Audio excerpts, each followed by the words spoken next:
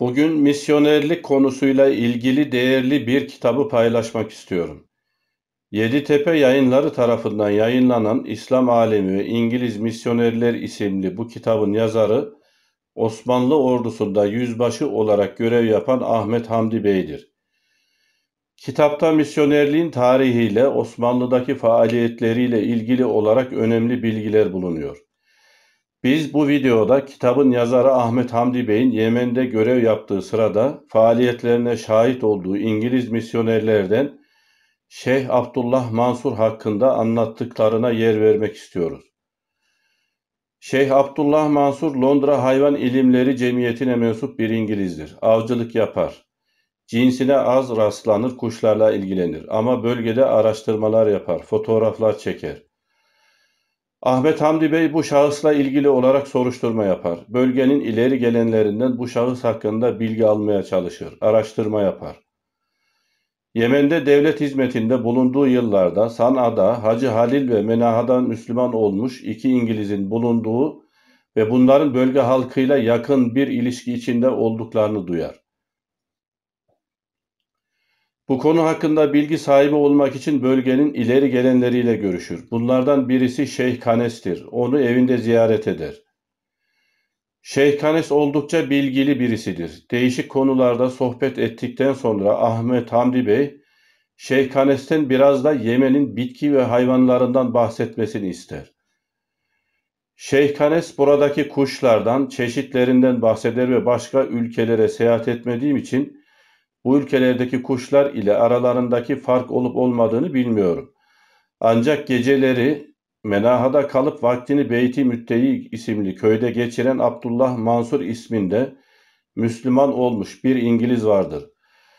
Bu şahıs Londra Hayvan İlimleri Cemiyeti üyesi olup avcılıkla uğraşmaktadır.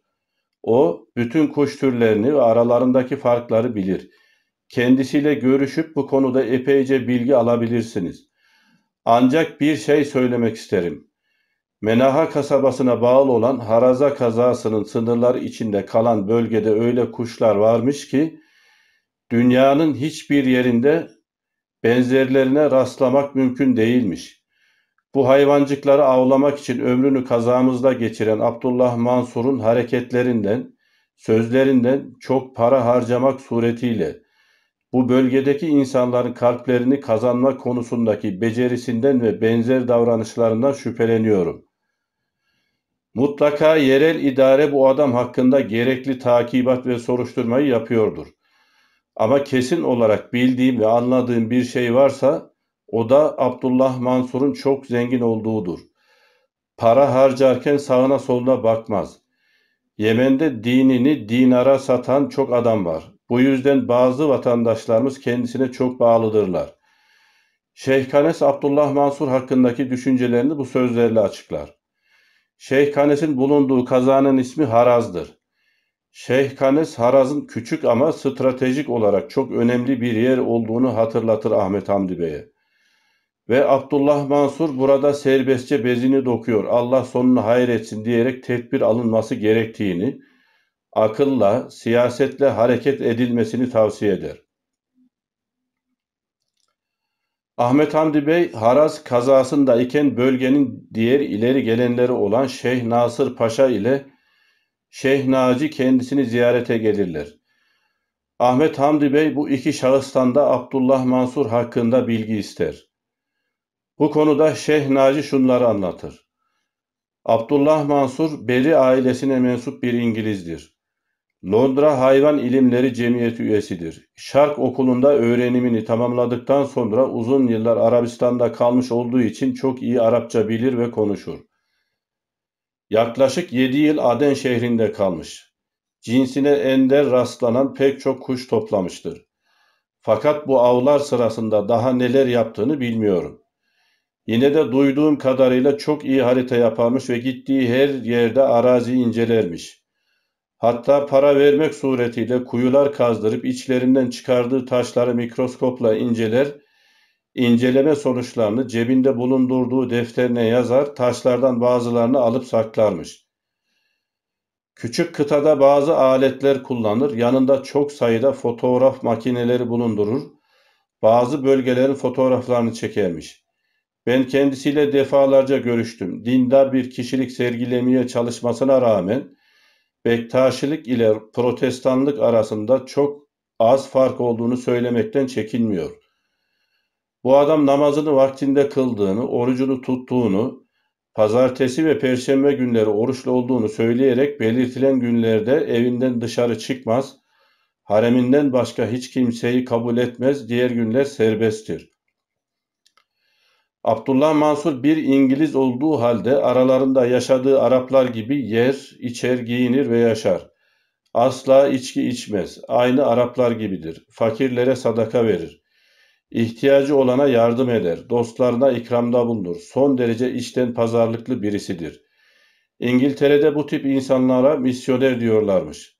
Ben bu cahil halimle, yabaniliğimle bile anlıyorum ki bu adam gizemli birisidir.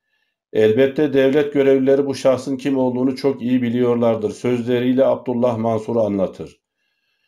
Daha sonra Şeyh Naci yanında Abdullah Mansur olduğu halde Ahmet Hamdi Bey'in misafiri olduğu Hecile Nahiyesi Müdürü Mehmet Ali Rıza Efendi'nin evine gelirler.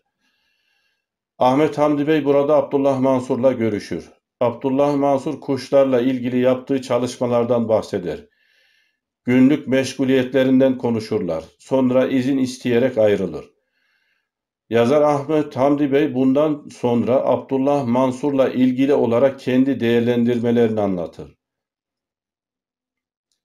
Ahmet Hamdi Bey'e göre Şeyh Abdullah Mansur bu kalemun gibi renkten renge, şekilden şekile giren birisidir.